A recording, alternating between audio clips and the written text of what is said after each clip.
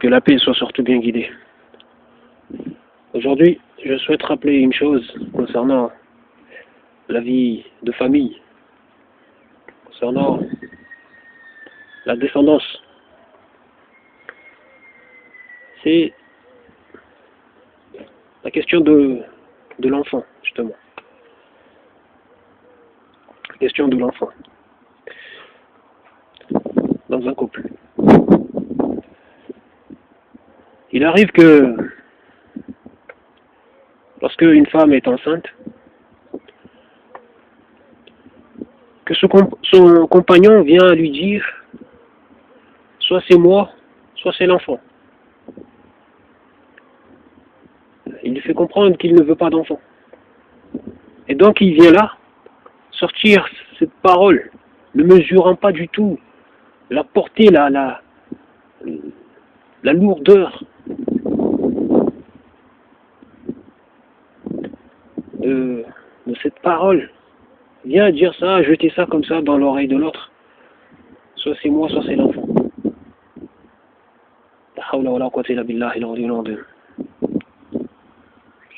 Et elle, si elle n'a pas envie de suivre cet homme dans ce qu'il veut, c'est-à-dire avorter, elle décide de garder donc l'enfant, donc par là, lui faisant comprendre que il peut partir s'il veut, du moins si elle n'arrive pas à convaincre cet homme de rester. Les gens se séparent.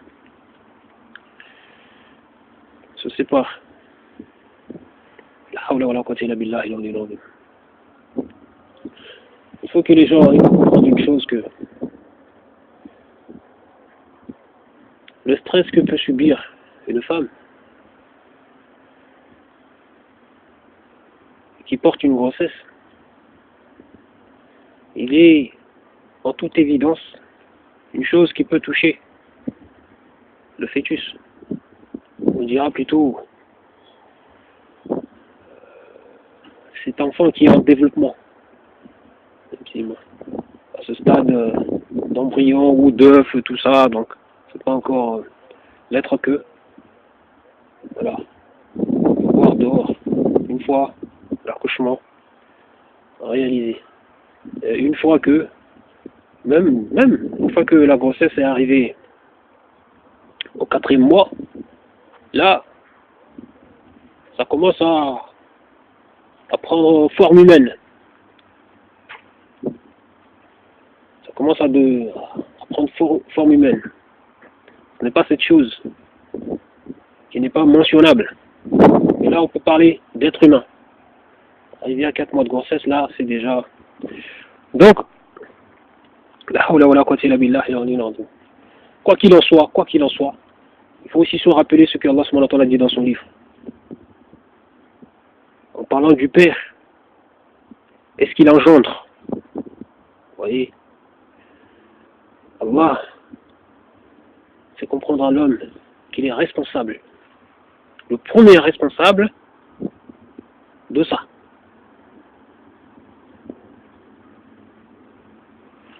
De la grossesse. Il est le premier responsable de la grossesse. Et oui, le premier responsable de l'enfant.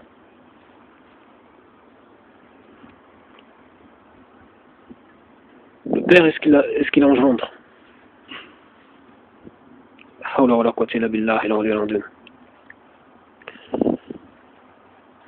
Et Allah rappelle à l'enfant aussi qu'il doit respecter ses parents, surtout sa maman,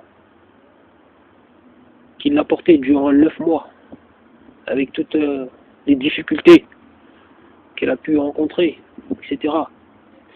Il faut que tout ça soit dans notre esprit. Même, voilà, même une fois accouché, tout ce qui peut se passer, les pleurs, voilà, tout ce qu'il faut faire pour protéger l'enfant, sur le plan, voilà, euh, le protéger des maladies, le protéger des... Voilà, tout ce qui est à notre portée. Donc, et revenons sur l'affaire de l'avortement que demande cet homme. Donc, une fois que bon, cet homme est parti, cette femme a gardé cette grossesse, continué, l'enfant est venu au monde, cet enfant, en grandissant, il voit que son père n'est pas là. Il ne comprend pas. Et ce qui est des fois pénible pour l'enfant, c'est quand il voit que sa mère fait sa vie avec un autre homme. Il y a des enfants qui n'acceptent pas du tout ça. Dès qu'ils voient ça, ou même quand ils commencent à voir toute leur conscience, voient que leur père n'est pas là, ils demandent pourquoi. Leur mère, la maman lui dit que son père, voilà, est parti, bon, pas avec, donc voilà, il fait sa vie ailleurs, chacun fait sa vie. Toutefois, l'enfant tend à rendre responsable sa mère de cela, du départ de son père. Et surtout quand l'enfant voit que son père, voit que sa mère construit sa vie avec un autre homme, ou un autre homme vient à la maison demander sa main, etc. Ou bon, ceux qui sont dans le Jahiliya voient que sa maman, voilà, sort avec un autre homme, ou voilà, le lendemain peut-être un autre. Tout ça, ça peut avoir des conséquences très, voilà, difficiles à gérer pour l'enfant, à accepter, de voir que, voilà, sa mère accepte d'autres hommes, mais pas son père. Donc, comme l'enfant ne réfléchit pas non plus trop, donc va rendre sa mère responsable. Et une fois que sa mère, par exemple, vient lui dire, tu sais, la véritable raison pourquoi ton père n'est pas là, c'est parce que il ne voulait pas d'enfant. Quelque part, va jusqu'à lui dire, il ne te voulait pas. Et là, ça, c'est dévastatrice. C'est quelque chose de dévastatrice pour l'enfant. Lui qui idéalisait son père, se trouve maintenant à prendre connaissance que son père ne voulait pas de lui. Ne voulait pas de lui. Ça, c'est dur. C'est dur, ok, si. C'est dur. C'est pénible.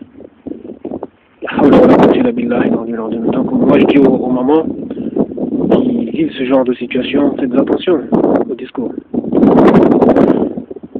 Quand vous lui dites que son père ne voulait pas, dites-lui juste que son père ne voulait pas d'enfant, mais pas lui. Ne dites pas ça. Ne dis pas que ton père ne te voulait pas. Dis juste que ton père ne voulait pas d'enfant. Mais toi, c'est ce que tu es depuis que tu es né. Toute la construction, tout ce que tu as connu, tout ce que tu as vécu avec moi, etc. Voilà. Donc au moment où tu étais dans le ventre, c'est une autre affaire. Et ton père ne voulait pas d'enfant. Ça ne veut pas dire qu'il ne te voulait pas, toi ce que tu es. Ce que tu es.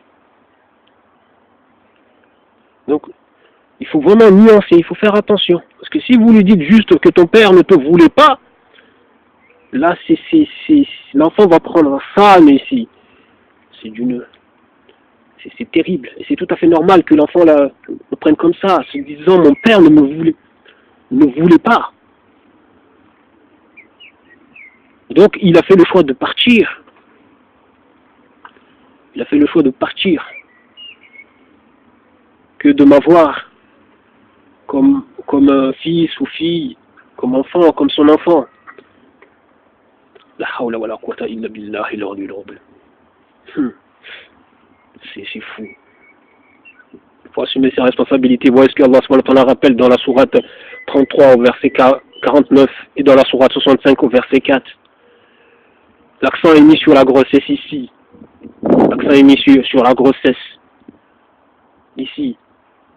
Et ça concerne les personnes qui sont en capacité, c'est-à-dire des personnes qui ne sont pas ménopausées, ni stériles, ni qui n'ont pas encore eu leur première règle, parce que les personnes potentiellement qui peuvent avoir des enfants, à moins qu'il y ait un miracle de Dieu, ce sont les gens qui ont vu leurs règles apparaître un moment, soit en attente ou de les revoir, ou voilà, se dit bon, ça vient de passer, donc je ne les entends pas tout de suite. Donc que le mari qui veut se séparer d'elle se trouve dans le doute, se dit mais ne sachant pas vraiment ce que traverse sa compagne, parce que bon, s'il y a divorce, s'il y a volonté de se séparer, parce que bon voilà, il y a une prise, donc forcément le couple n'échange pas trop. Donc peut-être que cette femme est enceinte. Donc peut-être elle ne l'est pas. Donc elle-même ne sait pas à quel moment où elle se dit bon non là je n'attends pas encore mes règles, ou je suis en attente. Ou par exemple une personne qui atteint un âge où presque voilà va vers la ménopause mais ne sait pas encore qu'elle est ménopausée, par exemple. Il y a des doutes. Donc il convient d'attendre ici. Et la personne par exemple, comme Allah nous rappelle dans la sourate 49, la personne avec qui on s'est marié, mais qu'on n'a pas encore eu de relation, on l'a pas touché, on n'a pas eu de relation intime avec. Comprendre qu'il n'y a pas à lui imposer de délai d'attente, ce qui se comprend. Parce que ici, encore une fois, et ça c'est ce qui donne, c'est la preuve que la chose ici, l'attente ici, c'est par rapport à la grossesse. Et quand il y a grossesse, il convient de respecter les règles qu'Allah subhanahu wa ta'ala a établies. Allah nous dit cela, cette règle-là concernant la personne, l'épouse qui a une grossesse, c'est dans la sourate 65 au verset 4. Voilà, de veiller sur elle, etc. Et une fois qu'elle a accouché, et puis bon, de voir ce que... Je vous invite à lire tout ça, comprenez bien les choses. La hawla wa la quwwata illa billahi al-aliyyil azim. Donc, Allah subhanahu wa ta'ala met l'homme au cœur de tout ça. Il doit assumer sa part. Et sa part est tellement importante. Vous voyez, même quand on envisage de se séparer, il convient d'être attentif quant à la situation de cette femme. Est-ce qu'elle est enceinte ou pas? Aujourd'hui, on a des moyens techniques qui permettent de vérifier ça en quelques minutes. Mais bon, quand on n'a pas ça, il faut attendre. Hein. Faut attendre de voir s'il y a grossesse ou pas. Que ça soit vraiment apparente. Voilà, parce qu'il y a une personne peut être enceinte sans s'en rendre compte. Et ça peut, voilà, c'est ce qu'on appelle le déni de grossesse, des fois. Personne, pendant des mois, ah oui, il y en a même si c'est carrément même à l'accouchement. Même, bon, là après, c'est des fois, comme on dit, c'est des véritables dénis, la personne nie elle-même. Quand ça va jusqu'à l'accouchement, c'est au moment où la pression, tout ça, bon, ça sent que bon, ça va accoucher, là, c'est là où les gens prennent conscience. Même il y en a, une fois accouchés, n'ont pas de considération parce qu'elles ont été dans le déni total. La hawla wa la quwwata illa billahi al-aliyyil azim. Pas de considération pour le bébé. Il faut se réveiller des fois. Hein. Il faut prendre conscience, il faut assumer ses responsabilités, qu'on ait voulu ou pas l'enfant. Il faut assumer, il faut savoir tenir un bon discours, se réformer, arrêter les bêtises, arrêter de suivre la passion, assumer ses responsabilités. Oui. Lorsqu'on ne veut pas, vous avez des préservatifs. Hein. Il y a les préservatifs, il y a d'autres moyens, voilà, je sais pas, le stérilet, il y a même, voilà, au cours du rapport, voilà, la personne peut éjaculer à l'extérieur et tout ça, etc. Donc, et quand il y a l'enfant, il faut assumer. Il faut pas venir là, la hawla wa la quwwata illa billahi al-aliyyil azim. Après, bon, quand c'est ce qui concerne, voilà, par exemple, l'avortement, au moins une personne qui a subi un viol, Là, si. Ou bien une personne qui, cette grossesse peut lui poser des problèmes au niveau de la santé, etc. Ça c'est, voilà, juste par passion, par, ah non, les gens, il faut arrêter, faut arrêter. La hawla wa la quwwata illa billahi al-aliyyil azim. Parce qu'une personne qui a subi un viol, voilà, c'est un traumatisme, c'est un choc, et en plus porter l'enfant de son agresseur, ça, c'est terrible. Voilà, après il y en a, elles acceptent, poursuivent, et puis une fois que l'enfant voilà, est venu au monde, il y en a qui gardent, il y en a, voilà, préfèrent vous ne donnez que aller, parce qu'il y a des malades dans ce monde, les gens passent leur temps, il y en a, ils tuent leur nouveau-né, il faut arrêter la bêtise. Allah subhanahu wa ta'ala voit tout, et on sera interrogé sur tout, nos actions. Faites attention à ce que vous faites. La hawla wa la quwwata illa billahi al-aliyyil azim. Assumez votre responsabilité. C'est un don, c'est un bienfait. Si vous pouvez réfléchir un temps soit peu, allez voir des gens qui vivent sans enfants, qui sont là, qui vivent seuls, non plus personne n'est autour d'eux. Allez les voir comment ces gens vivent. Ça leur fait même de la peine. Hier, ça s'amusait, ça disait moi je veux pas d'enfants, non. Aujourd'hui, ça se sent tellement seul, personne autour. Personne pour venir nous visiter, personne. Ah oui. Eh oui. Les gens sont devenus, ils sont fatigués ou sont malades sans avoir atteint un certain âge, mais juste la maladie est là. Ils n'ont pas de, il n'y a pas de, il y a personne. Y a pas, les enfants ne sont pas là pour venir prendre soin d'eux, voilà, voir leur état, discuter, voir qu'est-ce qui peut être fait. Non. Les gens se retrouvent seuls. La hawla wa la quwwata illa billahi al-aliyyil azim. On ne sait pas.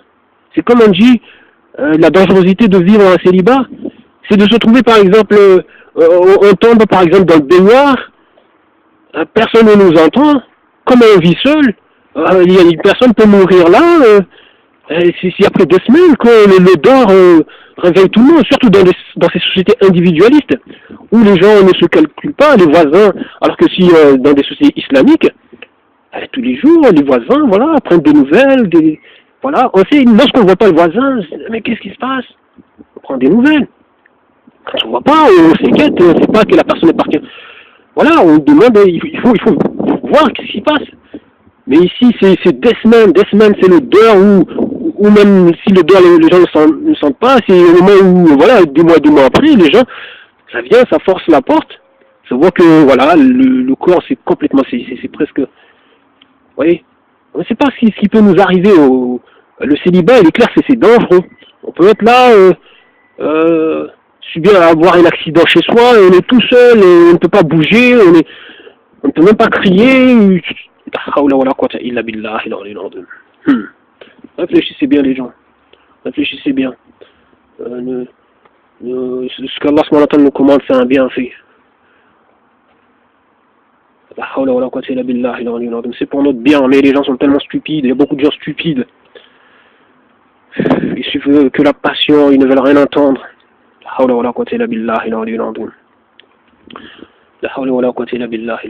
Je vous remercie du temps que vous avez pris pour suivre ça, et je vous dis